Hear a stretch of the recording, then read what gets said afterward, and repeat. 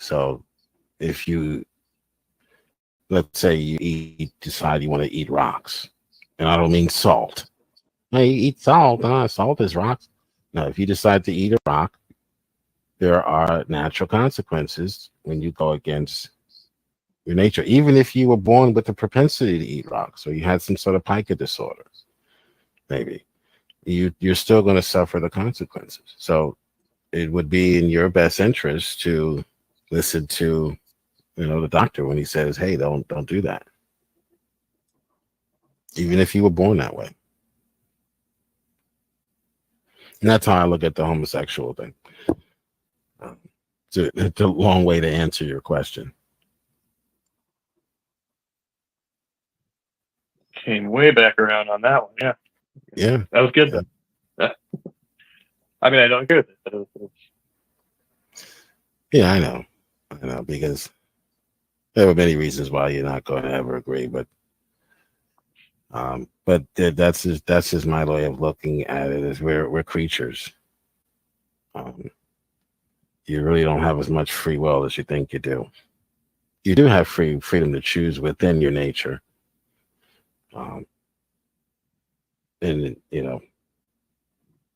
But now that Richard's here, I'm gonna allow him to speak, because I'm sure he has a lot to say, and in fact, I know he does. Figured he might.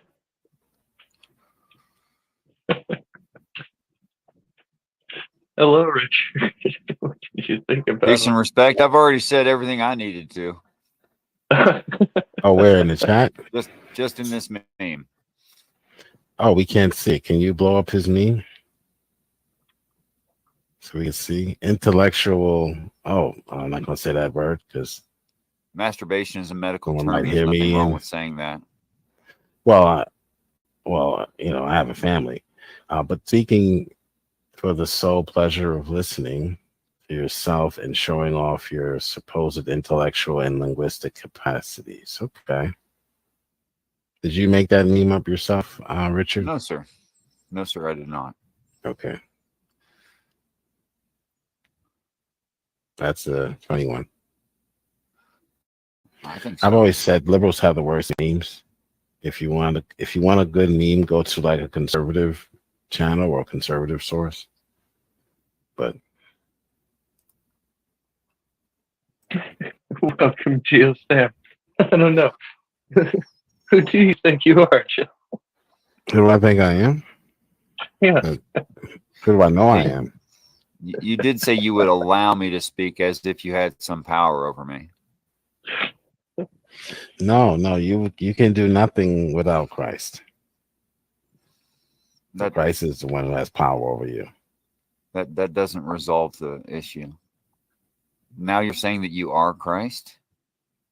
No, I said Christ is the one that has power over you. I agree. When you assumed you had power over me by allowing me to speak, does that mean that you think you are Christ? Well, I know you're a gentleman and you would never talk over me. So I said I'll shut up so that you can speak, because Richard, being such the gentleman he is, would never talk over Jill. Well, I try not to, but that doesn't mean I always have that amount of self-control when you evidently want it so badly. Okay. What do you think of this chart here, Richard? Do you think it's accurate? I think it's accurate. I can barely see it.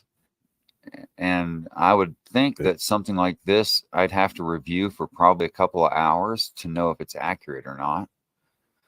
But do you mean, do I believe in evolution? I believe the Bible demands it.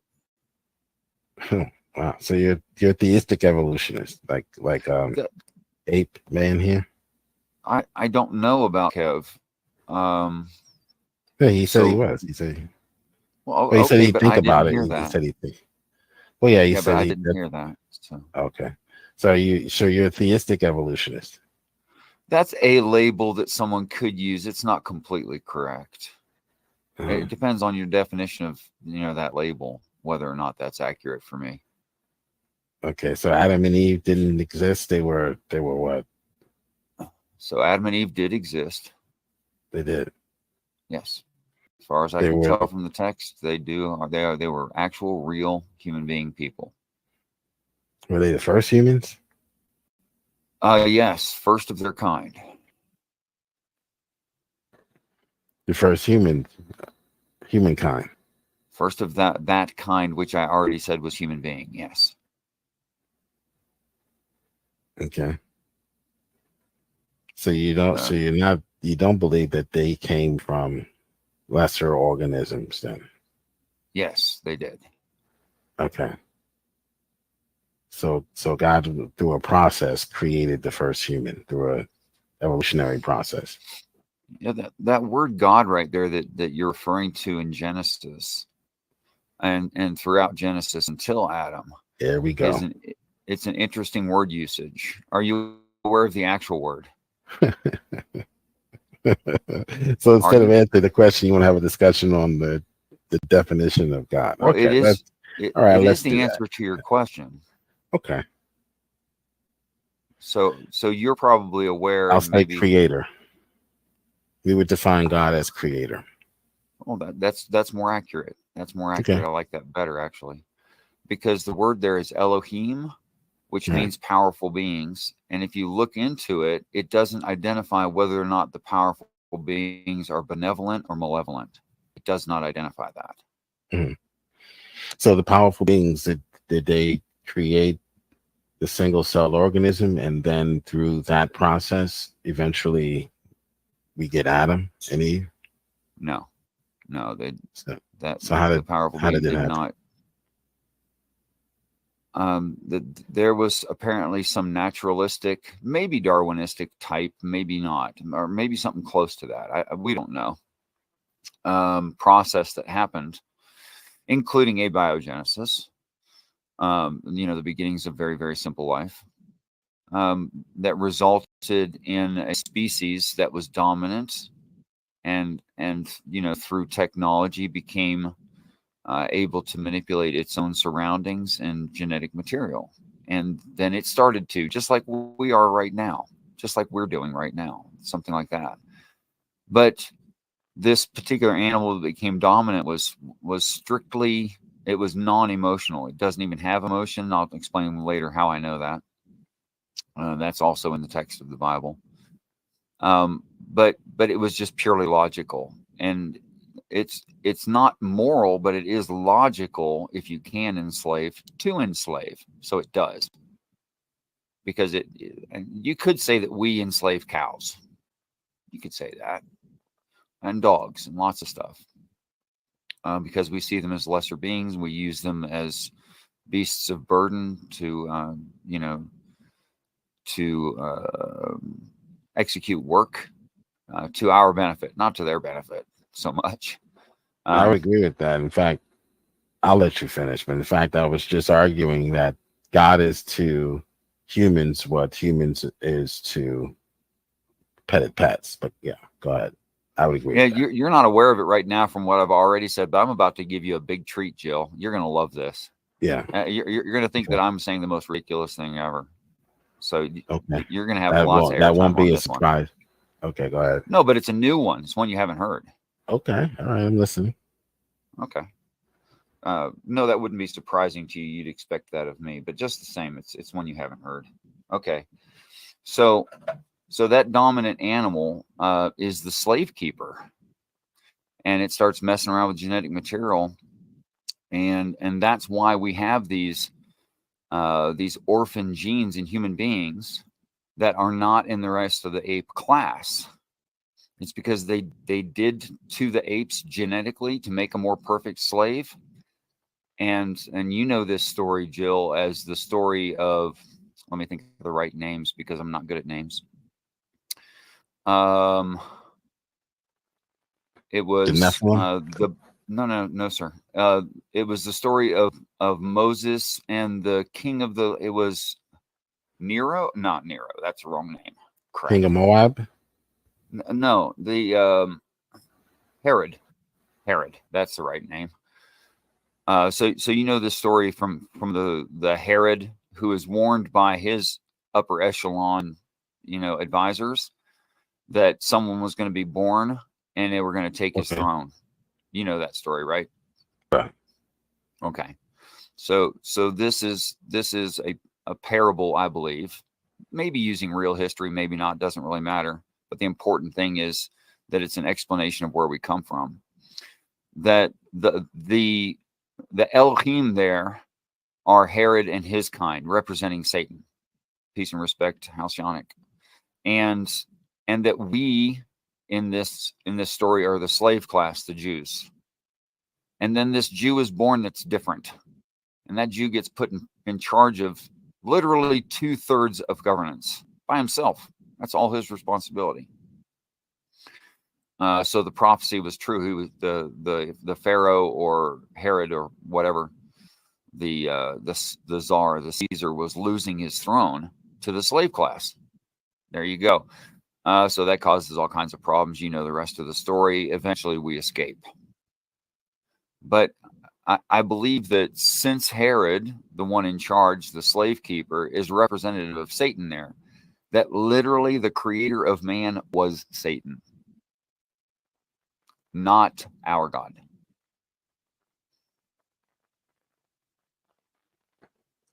Well, you were wrong. I've heard that before. We would call it Luciferian doctrine. But yeah, that's quite interesting. No, that's very loose. How can it be Luciferian doctrine? That seems it's from the Luciferian. I'll say it's from the Luciferian canon. I'll say, but no, what you teach does not all encompass the Luciferian. Well, thank you. Doctrine or their entire canon. Well, the Theosophical Society taught that Satan was the actual creator. There are at least some sects in that religion that believed that Satan was the good guy also. Oh, I don't believe that. Right. So that's what I was going to say. If Satan is the creator, then are you supposed to worship Satan or God? No, worship isn't about where you come from. Worship is about your emotions, your moral alignments of honoring that which is greater than you are, better than you are, for all those same reasons. That's what worship is about. I'm like, if my dad were a drunken naval officer who came home and beat us every time he did come home, when he did come home, there's no reason for me to worship him. You see, he's older than me, he's bigger than me, he's stronger than me, and he made me. But there's no reason to worship that guy.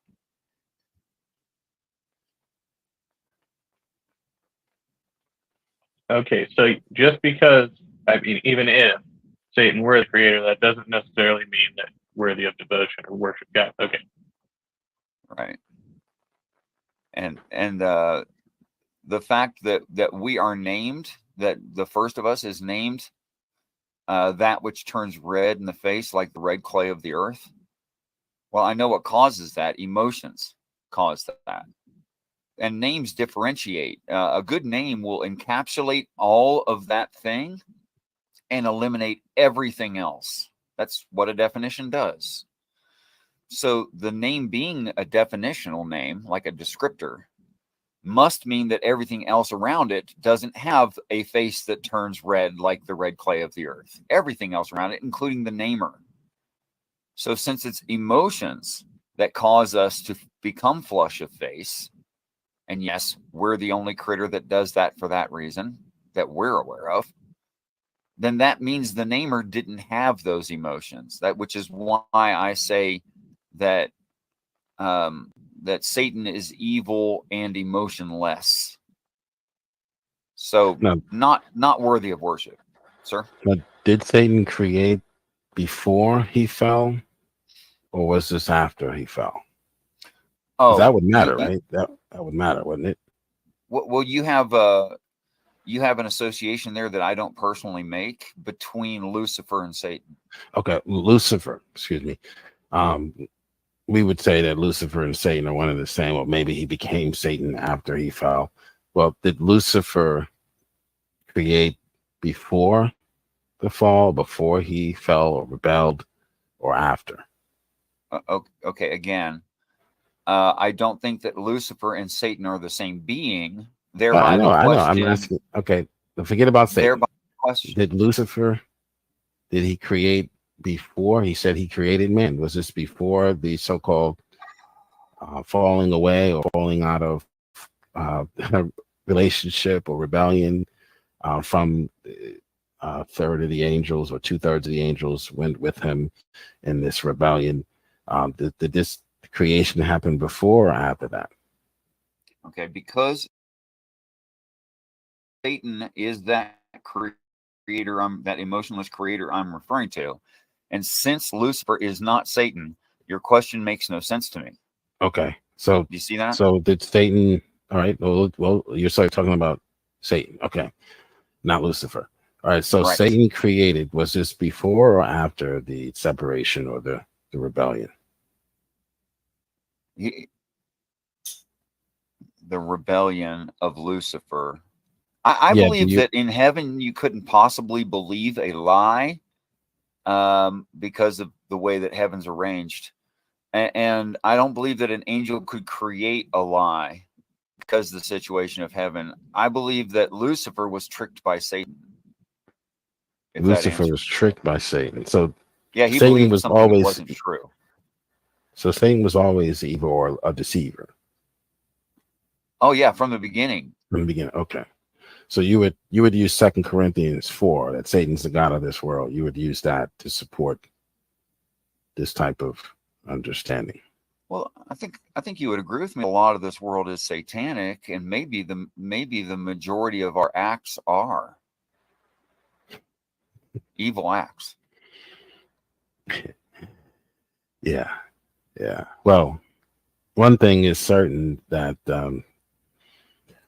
he alone, Jesus Christ, can save us from this created satanic world that Satan created, or you say Satan created. He's the ultimate No, I did not say destination. that. I'm sorry. I'm sorry. You're adding to what I said. Okay, Satan created humans. I said he manipulated ape genetic material with their own and added stuff, which accounts for the genetic material that's not in the rest of the apes that we do have. All of the orphan genes that make us different from apes. Okay, that's so not Satan, the same thing as creating the planet. Okay, so Satan created using the existing genetic material that God created, or the creator created the animals, right? I don't think there was a being responsible. I think it was a naturalistic happenstance situation that he came to be, and that other animals like him came to be, but he and his kind were evidently greatly dominant. Okay, so there were creatures already on the planet that had, we don't know how life started. Science hasn't figured that out, but these spontaneously maybe generated on a rock, and then Satan comes and creates humans from that genetic material that already existed. Okay, and you're skipping animals getting to the Satan kind. You're like skipping that, like they pre-existed everything. I said I believe they were a result of that process. Satan was a result of that process also? Yes, all animals, wherever that was, whenever that was, however long ago, at whatever location, I have no clue, but apparently quite some time ago. Because in the book of Revelation, our Lord calls Satan ancient. Well, when I call someone ancient, it means they're much older than me. The Ancient of Days, right? So Satan was among these beasts. That old serpent, that old dragon, that old Satan. They call him old. To call someone old is to say, they're older than you. Yeah, he's been around. Well, not he's been around a long time, yeah. But so you're saying that Satan was one of those creatures that, wherever they came from through natural processes, is among the other creatures, but he is more dominant. How is he able to manipulate? Did he evolve to a point where he's able now to manipulate the others? Okay, I don't think I understand the sentence structure, but I'm gonna tell me where I'm wrong if I misunderstood in my Well, answer. no, I'm asking if all Well, of you these can't stop me creatures. before I answer. Oh, okay. Oh, I thought you were Wait for me to be you were wrong. asking. Well, no, I thought you were asking for clarification. Go ahead. Oh, go ahead if you have something. Yeah, I was just going to try to clarify that if all of these creatures are developing on this rock, how did Satan surpass all the others in his evolutionary development? How did he, surpass their intelligence, where he would then be able to manipulate them and use them, experiment on them, and he's grafting, genes and genomes, and he's playing. How is he that much intelligent than all of the others? Well, you're asking me to eisegete, and I can't take that directly from the text, but I can say like logically necessary. That's the best I could do, because it doesn't cover that topic, But it's entirely possible that a strong, even slightly more intelligent deer is able to eat better because it knows where better food is located. So then its offspring also knows where that better food sources are, right? And because of that, they are healthier, live longer, procreate more, and can become dominant. This is exactly why, in fact, we have hunting programs in the United States, is to keep that from getting out of hand. All right. So natural selection, survival of the fittest. Well, it's absolutely true that if you eat better, then you get closer to your genetic potential. And if you don't eat so good, you'll never achieve that genetic potential. So, just by happenstance, something ends up dominant.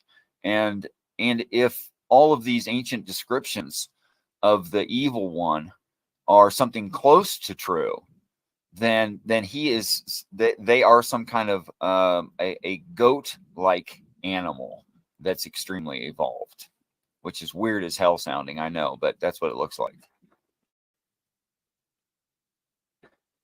Wow, 8-Man, you didn't think you were going to hear a story like this today, did you?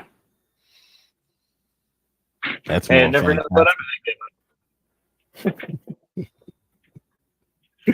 I thought I would be hearing about another story like the I think there's a good reason, Jill, that Moses doesn't recognize that he came from the slave class. Now, if this had happened in the ancient Near East in Egypt, right, and we were talking about actual Jews, and that's what it meant, and actual Egyptians, you do know that the Jews are not like really, really black people, but you do know that the Egyptians are, right? So if he grew up, no, they're not. The Egyptians are not really dark. They're olive skinned. How many Egyptians today? Do you know? How many Egyptians do I know personally in America? Have you been there?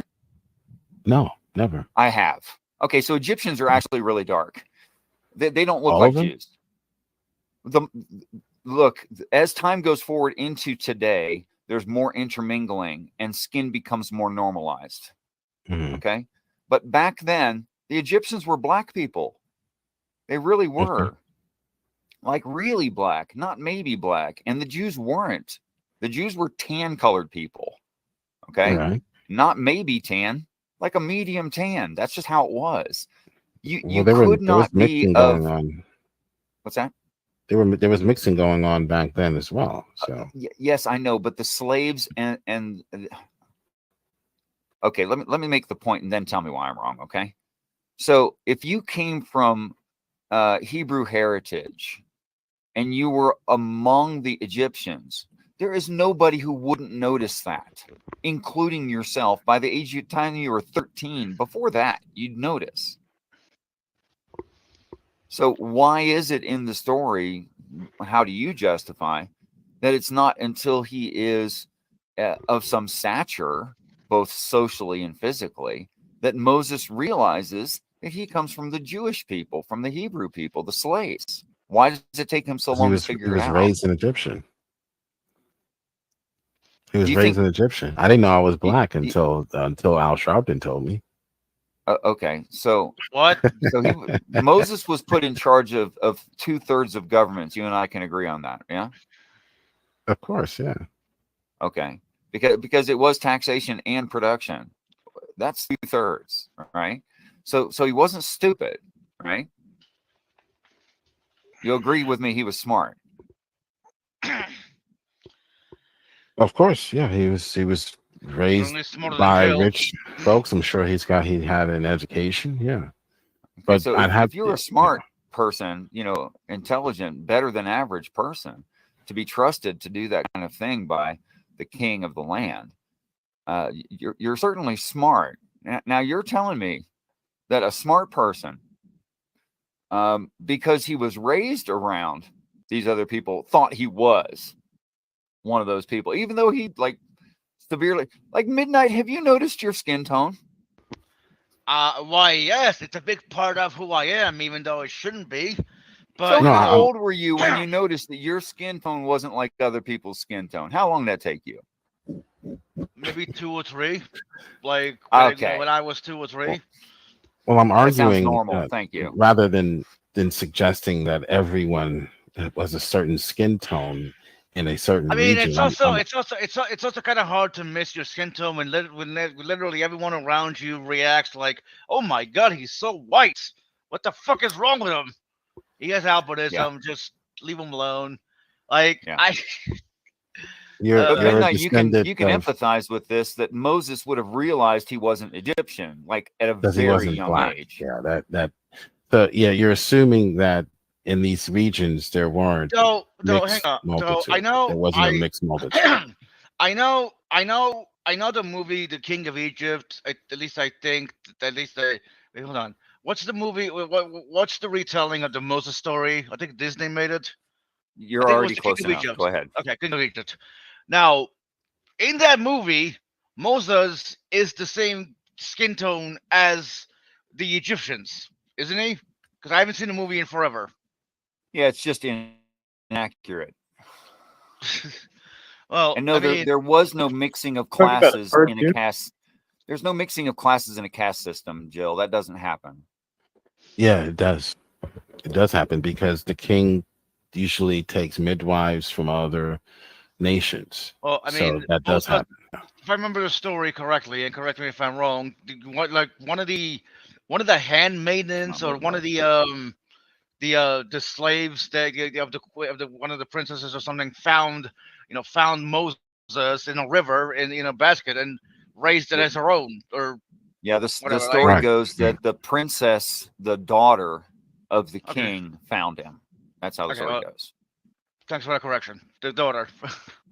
So an actual princess found him, didn't know where the fuck he came from, and raised her as her own. Right? Like if you see a baby in a river in a basket, you're not gonna ask, I wonder I wonder what class he belongs to. You're gonna be like, no, you're gonna be like, oh, let me take care of you, child.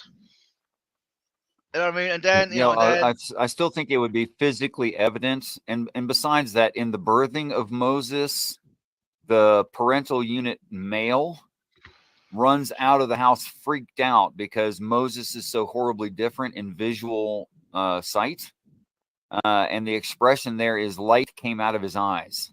so what Like you're he had telling me flashlight eyes. So what you're telling me is that Moses is albino. Thank you for that. Well, I'm saying Moses was significantly, noticeably different even from birth. Well, yeah, he was albino. There you go. The headcanon. That's a I want to possibility. take a moment to say hello to William Freeman. See William down there to join the panel. Strength and honor. You didn't say hi to me. Unless you did, I didn't hear you. Oh yeah, He was allowing me to talk. Don't do that. Yeah, He fair was enough. allowing me to I'm talk. joking. I'm sorry. That was just a piece of respect. I should have said that first. Hello, If Richard. you Peace and respect, Midnight. Thank you. don't mess with Midnight, he's part of the LGBTQ. If you don't pay him attention, he'll shut your channel down. You don't pay attention. No, I to him, wouldn't. you don't. No, I wouldn't.